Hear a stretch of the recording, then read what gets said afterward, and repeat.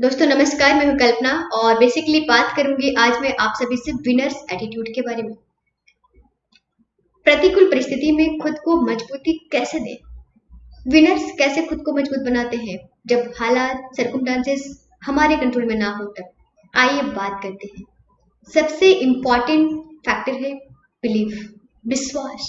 My dear friend, जब circumstances हमारे control से बाहर हो तब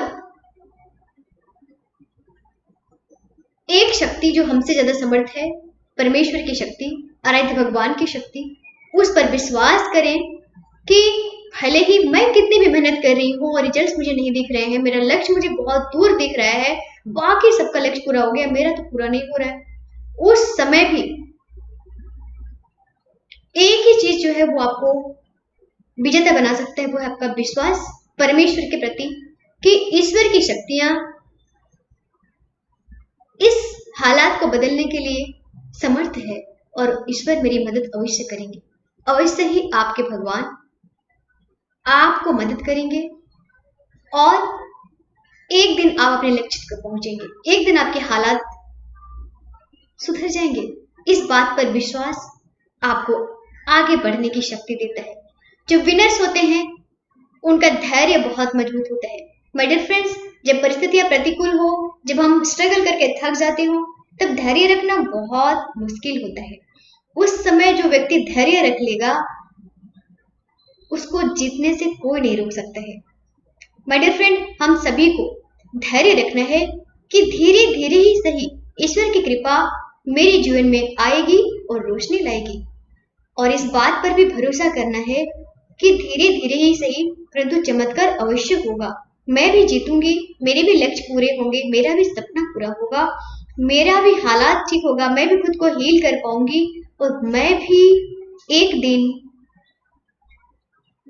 उस दुनिया में, उस जीवन में जीऊंगी जो मेरी सपने की जिंदगी है। मुसीबत में फंसे लोगों को कौन निकाल सकता है? उसका धैर्य। लक्ष्य के लिए स्ट्रगल कर रहे हुए लोगों को लक्ष्य तक जाने की शक्ति कौन दे सकता है? वो है उनका धैर्य। माय डियर फ्रेंड, एक पेशेंट को उसकी बीमारी से लड़ने की शक्ति कौन देता है? उसका धैर्य। माय डियर फ्रेंड, कहा जाता है कि हर पेशेंट को पेशेंस रखना सीखना चाहिए, क्योंकि अगर वो पेशेंस रखना सीखेंगे तो अवश्य ही खुद को हील कर पाएंगे, क्योंकि ठीक होने में समय लगता है, हालात भी और तबीयत भी, राइट?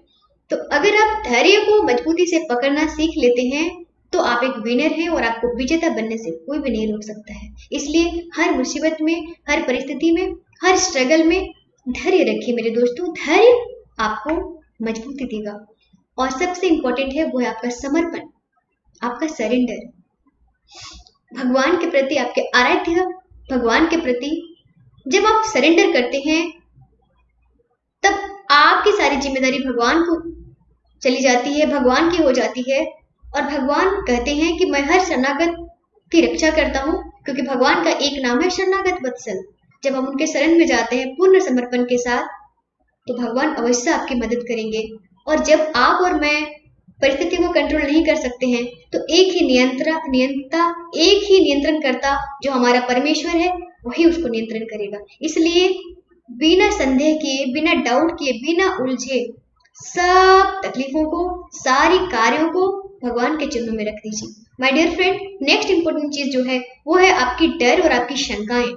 जब हम रिजल्ट नहीं पा रहे होते हैं, जब हम स्ट्रगल कर रहे होते हैं, जब हम बाकी लोगों को बहुत तेजी से आगे बढ़ रहे हैं ये देखते हैं, तो हमें ऐसा लगता है कि मैं कब करूंगी यार, मेरा सब कुछ कब अच्छा होगा और मैं कब जीतूंगी, मैं कब उतने पैसे कमाऊंगी जितना मेरा सपना है, मैं अपने आप को ठीक कब कर पाऊंगी।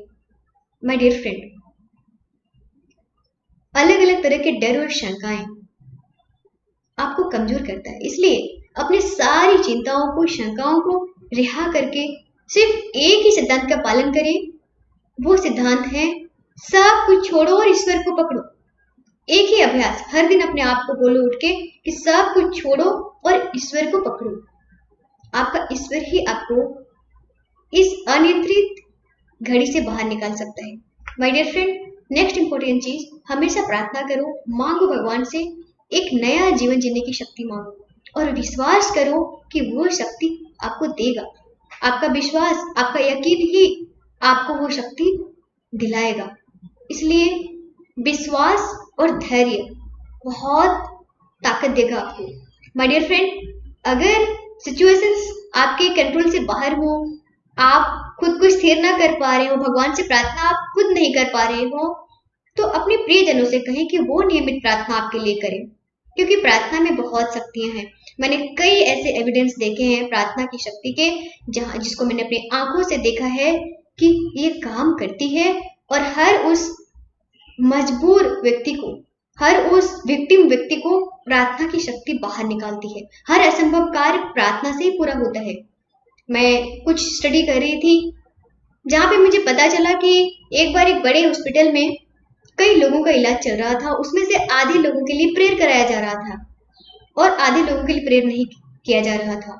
ये देखा गया कि जिन लोगों के लिए प्रेयर किया जा रहा था उन लोगों की हीलिंग टेंडेंसी काफी बढ़ गई थी और वो काफी जल्दी ठीक हो रहे थे, और जिन लोगों के लिए प्रेयर नहीं किया जा रहा था उनकी हीलिंग टेंडेंसी काफी स्लो जा रही थी, काफी कम रिकवरी उनकी हो रही थी, काफी स्लो रिकवरी हो रही थी।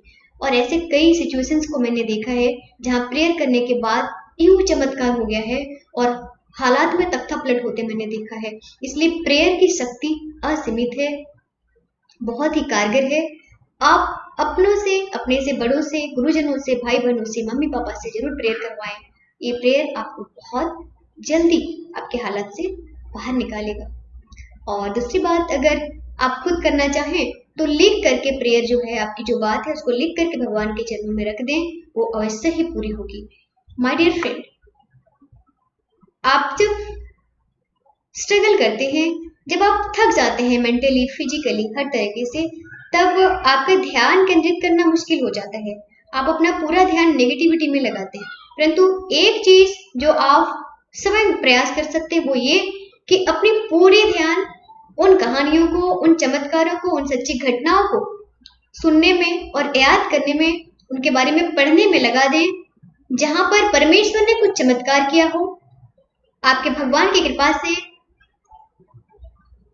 जिन लोगों के जीवन में चमत्कार हुआ है उनको पढ़ें, उनको सुने और हर उस घटना को याद करें जहां पर विश्वास से, भगवान की शक्ति से हालातें बदली हो।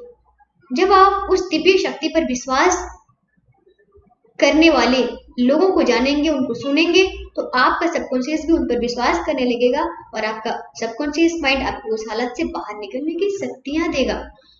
नेक्स्ट इंपॉर्टेंट बात है माय डियर फ्रेंड, आपको हमेशा याद रखना है कि हर काले बादल के बीच में कोई ना कोई उजला लकीर जरूर होता है। हर काली बादल के बीच में गौर से देखेंगे तो एक उजली लकीर छुपी होती है। जब आप उस उजली लकीर पर फोकस ज्यादा करने लगते हैं तो वो उजालापन बढ़ता है और वो काली बादल छट जाती है। और आपको और मुझे अच्छी तरह से पता है कि हर अंधेरी रात के बाद एक भोर जरूर आती है। ऐसा कोई अंधेरी रात नहीं हो जिसका भोर ना आया हो।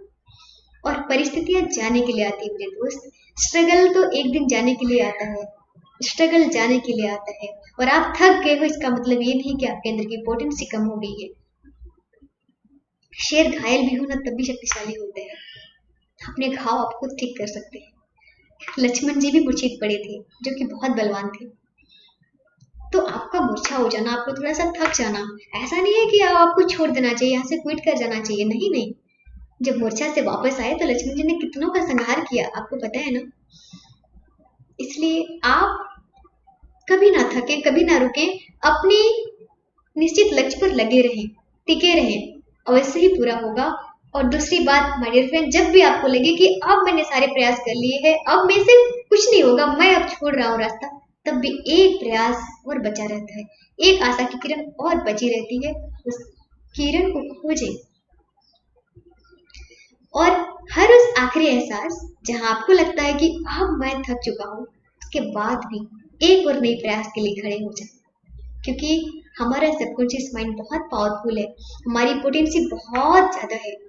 जब भी हमें लगता है कि मैंने आज प्रयास कर दिया, तब भी 40% ताकत भी अब भी बची रहती है। इसलिए कभी भी हार ना माने, एक बार और, एक प्रयास और, ये बात याद रखना। जब भी लगे अब सब बंद, फिर भी बोलना एक प्रयास और, एक रास्ता और देख लेता हूँ। माय डियर फ्रेंड, ये आपको बहुत मजबूती देगा। कभी हार मत मानना। भगवान का, प्रकृति का, हमारी स्थिति को बदलने का अपना अलग तरीका होता है। थोड़ा सा धैर्य रखना और प्रयास जारी रखना माय डियर फ्रेंड। और भगवान के कहे गए वचन, परमेश्वर के वचन हमेशा याद रखना। भगवान ने स्वयं कहा है कि मैं तुमसे कहता हूँ, मांगो और यह तुम्हें दे दिया जाएगा, खोजो और तुम पालोगे, खटखटाओ, यह तुम्हारे लिए खोल दिया जाएगा। भगवान का वचन कभी झूठा नहीं होता, इसलिए हमेशा याद रखना। बहुत बेसिक बातें हैं, लेकिन मैं आपको याद दिलाना चाहती हूँ। आप भूलिए ना, बहुत सिंपल बातें ही जिंदगी बदलती है, और सिंपल बातों को याद रखना कठिन होता है। Thank you so much my dear friend. आशा करती हूँ इससे आपको बहुत मदद मिलेगी और आप प्रतिकूल परिस्थिति में खुद को मजबूती दे पाएंगे। मैंने ये खुद किया है अपने इस कुछ दिन के सिचुएशंस में, इसलिए मैं आपसे शेयर करती हूँ। और मुझे पूर्ण विश्वास है कि ये छोटी छोटी बातें आपके जीवन में आपको एक एक कदम आगे बढ़ने के लिए प्रेरित करेंगी। Thank you so much.